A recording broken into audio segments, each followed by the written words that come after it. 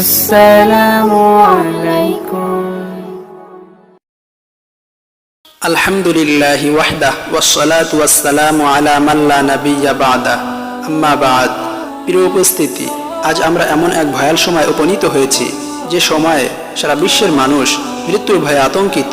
এমনকি বিশ্বের পরাশক্তি রাষ্ট্রগুলো যারা মুসলিম হত্যায় চিরানন্দিত এবং শাশ্বত ধর্ম ইসলামকে দুনিয়ার বুক থেকে নিশ্চিহ্ন করতে উদ্বুদ্ধ, তারাও আজ মৃত্যুর ভয়ে লকডাউনে ব্যস্ত। আর সে ভীতি সঞ্চারকারীর নাম হলো করোনা ভাইরাস। আমরা অনেকে এ ভাইরাসের ব্যাপারে বিভিন্ন মন্তব্য করছি। কেউ বলছি চীন আবিষ্কৃত ভাইরাস, আবার কেউ বলছি মহাপরাক্রমশালীর গজব ইত্যাদি। এ সমস্ত মন্তব্য উপেক্ষা করে আমি বলি, এ মহামারী একমাত্র খোদাই গজব। কারণ আজ সারা বিশ্বের বেঈমান কাফেররা মুসলিম নিধনের জন্য হীন ষড়যন্ত্রে মেতে উঠেছে এবং বিশ্বের বিভিন্ন অঞ্চলে মুসলমানদের হত্যা করা হচ্ছে, কাউকে পিটিয়ে, কাউকে আবার অগ্নিতে দগ্ধ করে এবং কাউকে অস্ত্রাঘাতে। এমনকি এই বেঈমানদের কালো হাত থেকে রেহাই পায়নি নবজাতক শিশুরা, এবং মুসলিমদের বিমুখ করে রাখা হচ্ছে তাদের ধর্মীয় উপাসনালয় মসজিদ থেকে। আর মুসলমানদের আদায় করতে দেওয়া হয় না তাদের জাতীয় সংস্কৃতিকে। বিশেষ করে মুসলিম শিশুদের তাদের ধর্মীয় গ্রন্থ আল কোরআনুল কারীম শিক্ষার্জন করা থেকে ফিরিয়ে রাখার জন্য বিভিন্ন প্রকার অপকৌশল জুড়ে দিয়েছে। অবশেষে চীনের নাকবোচা অসভ্য কবিলাগুলো এই সিদ্ধান্তের উপর ঐক্যবদ্ধ হয়েছে যে মুসলমানদের ধর্মীয় গ্রন্থ আল কোরআনুল কারীম পরিবর্তন করে তাদের মন মতো করবে। নাউজুবিল্লাহ। তাদের এই দুঃসাহসিকতা এবং মুসলমানদের উপর আগ্রাসনের কারণে আল্লাহ তাআলা দুনিয়ার বুকে করোনা ভাইরাস পাঠিয়েছেন।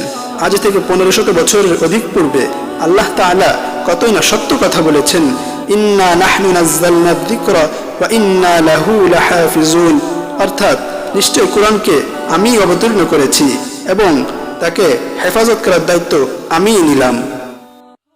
প্রিয় উপস্থিতি, আজ আমাদের সামনে এই আয়াতের বাস্তবতা উদ্ভাসিত এবং সাম্প্রতিক কালে বিশ্বের কুফফার গোষ্ঠী হাড়ে হাড়ে পদে পদে আল্লাহ তাআলার অনুশাসন বোধ করছে।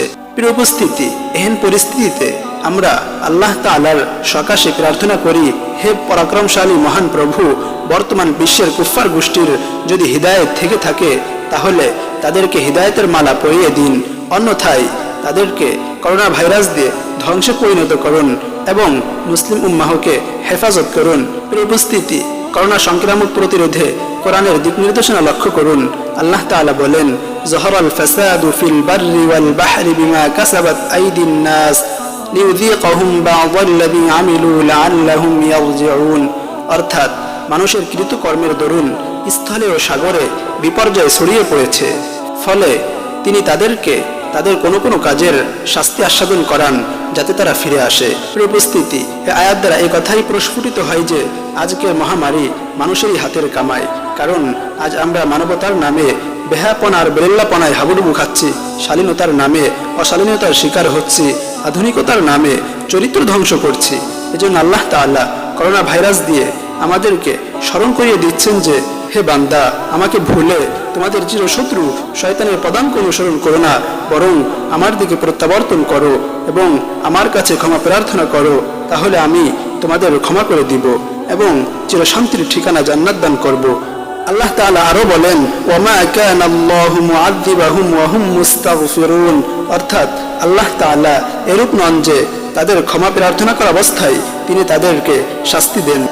এই আয়াত দ্বারা সুস্পষ্টভাবে বোঝা যায় যে ক্ষমা প্রার্থনা করা অবস্থায় আল্লাহ তাআলা শাস্তি দেন না।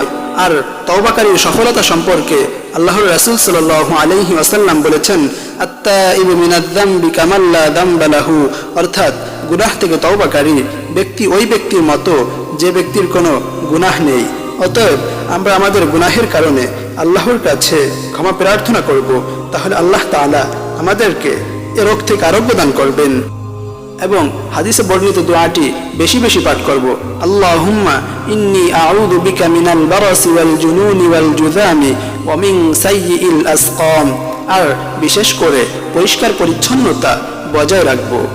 আল্লাহ তাআলা আমাদেরকে সকল প্রকার মহামারী থেকে হেফাজত করুন এবং মুসলিম উম্মাহকে পাপমুক্ত জীবন গড়ার তৌফিক দান করুন। আমিন। ওয়া আখিরু দাওয়ানা আনিল হামদুলিল্লাহি রাব্বিল